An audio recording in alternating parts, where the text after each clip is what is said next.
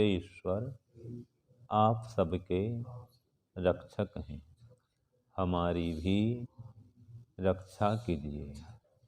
हे प्रभु, योग के जितने भी विघ्न हैं, बाधाएं हैं, उन सभी से हमारी रक्षा कीजिए।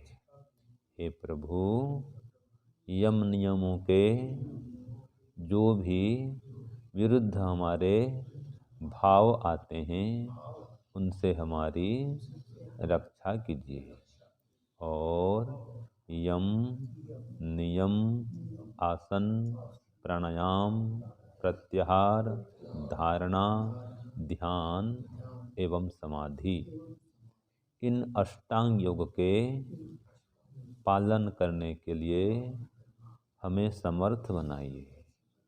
हे प्रभु, ऐसी कृपा करिए कि हम लोग दिन भर योगाभ्यास की वृत्ति को बनाए रखें, सांसारिक वृत्ति से पृथक रहें, अंतर्मुखी रहें, बहिर्मुखी न रहें। आपके जप में, ध्यान में, स्मरण में, चिंतन में संलग्न रहें। इस प्रकार व्यवहार काल को भी और उपासना काल को भी आपकी भक्ति से युक्त रखें। व्यवहार काल में आपकी आज्ञा का पालन करें, यम नियम का अनुष्ठान करें, ये भी आपकी भक्ति है। और उपासना काल में आसन से लेकर के समाधि तक के अंगों का अनुष्ठान करने में प्रयत्नशील रहें। इस प्रकार हे प्रभु, हमें योगाभ्यास में सफलता दिलाइए। ओम शांति शांति शांति। आज हम 5 यमों की व्याख्या करेंगे। ठीक है जी। ये अष्टांग योग में आरंभिक 5 अंग, 5 यमों के भाग हैं। कौन कौन से 5 भाग हैं? बोलो। अहिंसा, सत्य, अस्तेय, ब्रह्मचर्य, अपरिग्रह, ये 5 यम कहलाते हैं, जो कि जीवन को नियंत्रित करते हैं, हमारे आध्यात्म को नियंत्रित करते हैं, हमें भौतिकता से, बाह्य वृत्तियों से पृथक कराते हैं, हमें आत्म संयम का पालन करने में दृढ़ करते हैं, हमें मजबूत बनाते हैं, हमें आत्म संयमी बनाते हैं। ये 5 यम जो हैं। तो पहला क्या है? अहिंसा। अहिंसा माने क्या है जी? शरीर, वाणी और मन से समस्त प्राणियों के प्रति वैर भाव का त्याग, द्वेष भाव का त्याग करना, और ये वैर भाव को छोड़ करके सबके साथ प्रेम पूर्वक व्यवहार करना। 2 बातें इसमें हैं। हाँ जी, कठोर नहीं बोलना और मधुर बोलना, द्वेष नहीं करना और प्रेम पूर्वक व्यवहार करना। तो ये जो कठोर वाणी है, ठीक है, ये भी हिंसा है, क्योंकि शरीर से, वाणी से, मन से, तीनों से कह दिया। हम अगर किसी को दुखी कर रहे हैं, समझो हम हिंसा कर रहे हैं। मन से भी हम किसी का अनिष्ट चिंतन करते हैं, अनिष्ट, तो क्या है? हिंसा है। वाणी से कठोर बोलते हैं, किसी को दुखी करते हैं वाणी से, वो भी हिंसा है। और शरीर से तो हिंसा है ही, मारपीट करना और गलत काम करना, ये तो हिंसा है ही। तो शरीर से, वाणी से, मन से, सभी कालों में समस्त प्राणियों के प्रति वैर भाव को छोड़ देना। मन में भी वैर भाव नहीं रखना, जिसको द्वेष कहा जाता है। तो इस प्रकार से शरीर, वाणी, मन से सबके साथ प्रेम पूर्वक व्यवहार करना, ये अहिंसा। जब तक ये अहिंसा नहीं आएगी जीवन में, आपका योग मार्ग प्रशस्त नहीं होगा। तो उसकी परिभाषा को भली भांति समझें। ठीक है जी, और इसको जीवन में उतारें। तो ये प्रथम भाग अहिंसा, यम का प्रथम अंग क्या है? अहिंसा। उसके बाद में क्या आता है? सत्य। तो जैसा देखा हुआ है, सुना हुआ है, जाना हुआ है, पढ़ा हुआ है, अनुमान किया हुआ है, जैसा आपके ज्ञान में है वैसा ही बोलना, वैसा ही विचारना और वैसे शरीर से आचरण करना, ये सत्य है। आपने देखा कुछ और है, समझा कुछ और है, मन में कुछ और है और बोलते कुछ और हैं, ये सत्य नहीं है, वो छल कपट हो गया। मन में भाव कुछ और है, चाहते कुछ और हैं और व्यक्त कुछ और कहते हैं और करते हैं, ये सत्य नहीं हुआ। अधिकांश व्यक्ति ऐसा करता है ना भाई, चाहता कुछ और है और जो चाहता है वो व्यक्त नहीं करता है, ठीक है, व्यक्त तो कुछ और करता है और उसके बहाने से अंदर से कुछ और काम निकालना चाहता है, यह लगभग ऐसा होता है। व्यवहार कुछ और दिखलाता है और अंदर कुछ और रखता है, ये सत्य व्यवहार नहीं है। तो जैसा आपने अनुभव किया है, अनुमान किया है, या जैसा आपके ज्ञान मन में है वैसा ही प्रकाश करना, वैसा ही बोलना और जैसा बोल रहे हैं वैसा आचरण में लाना, ये सत्य है। तो ये सत्य जब तक नहीं होगा जीवन में, योग में उन्नति नहीं होगी, समझ लो, समाधि नहीं लगने वाली है। क्यों? पहले ही यम का ही भंग हो रहा है, तो अहिंसा का भंग कर रहे हैं, ये सत्य का भंग कर रहे हैं, तो गाड़ी आगे चलेगी नहीं। तो जैसा मन में है वैसा ही बोलना, वैसा ही आचरण में लाना, ये सत्य है, सीधी परिभाषा है। तो जैसा आपने देखा, सुना, जाना हुआ है, पढ़ा हुआ है, अनुमान किया हुआ है, बस उसी को व्यक्त करो। अगर उससे उल्टा व्यक्त कर रहे हैं तो क्या हो जाता है? असत्य हो जाता है। तो ये सत्य को धारण करें, ये खाली परिभाषा बता रहा हूँ आपको, ठीक है ना। फिर 3 नंबर में क्या है? अस्तेय। अस्तेय माने क्या है? किसी भी वस्तु के स्वामी की आज्ञा के बिना, जो इसका मालिक है उसकी आज्ञा के बिना, माने उसको बिना पूछे उसकी वस्तु का प्रयोग कर लेना, ये क्या है? अस्तेय है, चोरी है ये।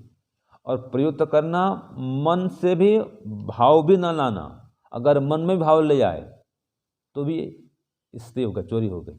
अगर बोल दिए तो भी चोरी हो गई। तो शरीर से, वाणी से, मन से जो आपकी वस्तु नहीं है, दूसरे की वस्तु है, उसको लेने की इच्छा भी नहीं करना, लेने के लिए बोलना भी नहीं और लेना भी नहीं, पूछ के लो, अनुमति पूर्वक लो, प्रयोग करो पूछ करके, तो ठीक है। अगर बिना पूछे प्रयोग कर रहे हैं वो चोरी है।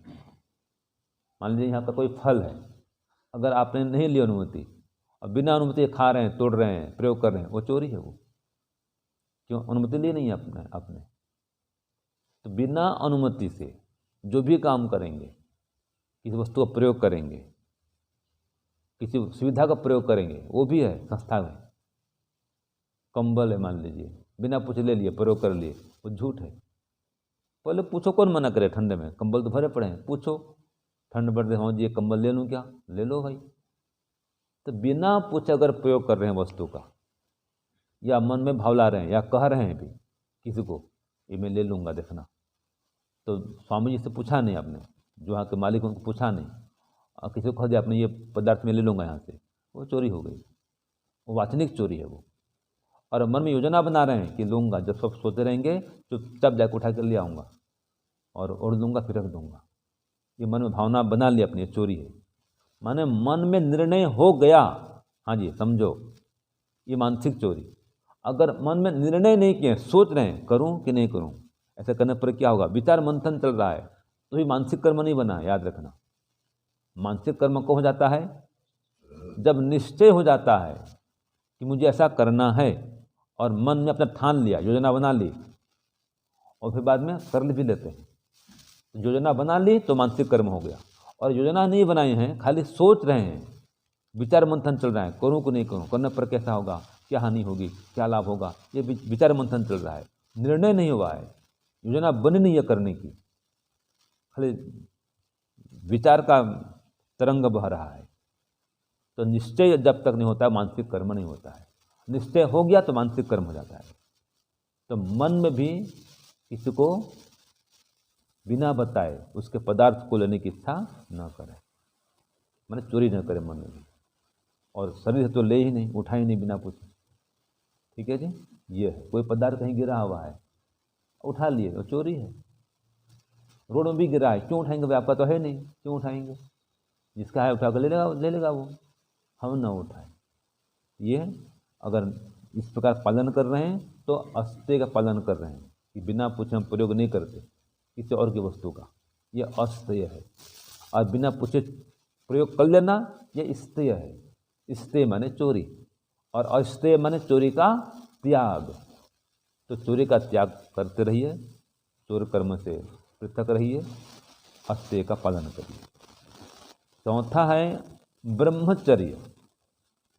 देखो, ब्रह्मचर्य के 3 अर्थ होते हैं। एक तो मन इंद्रियों पर संयम करके वीर्य आदि शारीरिक शक्तियों की रक्षा करना, संचय करना, बल बढ़ाना। ठीक है जी। तो एक तो संयम करना, मन पर, इंद्रियों पर, उपस्थ इंद्रिय पर संयम करना, कोई कुचेष्टा नहीं करना इंद्रियों से, ये ब्रह्मचर्य का एक भाग। दूसरा, ब्रह्म माने ईश्वर, ईश्वर का ध्यान करना, ब्रह्म में विचरण करना, ये ब्रह्मचर्य है। और तीसरा, वेद आदि शास्त्रों को पढ़ना, ये भी ब्रह्मचर्य कहलाता है। ब्रह्मचारी के 3 काम होते हैं। हाँ जी पद्मनाभ जी, ब्रह्मचारी के 3 काम होते हैं। कौन कौन से? वेद का पढ़ना पढ़ाना, ईश्वर की उपासना करना, ईश्वर का ध्यान करना, ठीक बा। और तीसरा, हाँ, वीर्य आदि धातुओं की रक्षा करना, उपस्थ इंद्रिय पर संयम करना, ये ब्रह्मचर्य है। और 5वां होता है अपरिग्रह। अपरिग्रह माने क्या है? हानिकारक वस्तुओं और विचारों, इनका संग्रह नहीं करना। जितने हानिकारक पदार्थ हैं, हानिकारक विचार हैं, ऐसे हानिकारक भाषण हैं, ये भी नहीं करना। बिना मतलब बोलते रहो, ये भी परिग्रह करें वाणी का। बिना मतलब सोचते रहते हैं, ये क्या है? अनावश्यक विचार है जो काम का ही नहीं आपका। वो आता है ना सांख्य में, असाधनानुचिंतनम बंधाय भरतवत। जो आपका साधन नहीं है उसका चिंतन कर रहे हैं, वो बंधन का कारण बनेगा, वो वाचनिक परिग्रह हो रहा है। वो ऐसे जो पदार्थ आपको नहीं आवश्यक है, जरूरी नहीं है, उसको भी रख रहे हैं, उसको भी रख रहे हैं, ये क्या है? परिग्रह है। तो इनका त्याग करना अपरिग्रह है। तो हानिकारक वस्तुओं, हानिकारक विचारों का संग्रह नहीं करना, ये क्या है? अपरिग्रह है। और इनका संग्रह करना परिग्रह है। परिग्रह माने चारों से इकट्ठा करना, परिग्रह ग्रहण कर लेना सब ओर से, उसका भी माल तेरा, उसका भी माल तेरा, सबका माल तेरा तेरा, सबको इकट्ठा कर रहे हो, ये परिग्रह हो रहा है। और नहीं चाहिए, नहीं चाहिए, नहीं चाहिए, बस जितना मेरे पास में मैं संतुष्ट हूँ। तो पुरुषार्थ करो, पुरुषार्थ के बाद जो मिले संतुष्ट रहो उसमें, तो ये ठीक है। ये अपरिग्रह हो रहा है। और आवश्यकताओं बढ़ा रहे हो तो ये अपरिग्रह नहीं हो रहा, ये परिग्रह हो रहा है। आवश्यकताओं बढ़ा रहे हो और पदार्थों को एकत्र करने में लगे हो, प्रयोग नहीं कर पाएंगे, एकत्र कर रहे हैं, तो बांटो। अधिक है तो बांटो उसको, संस्था के लिए रख रहे हो तो उसको भी प्रयोग करो, दो, उपयोग करो। ठीक है जी।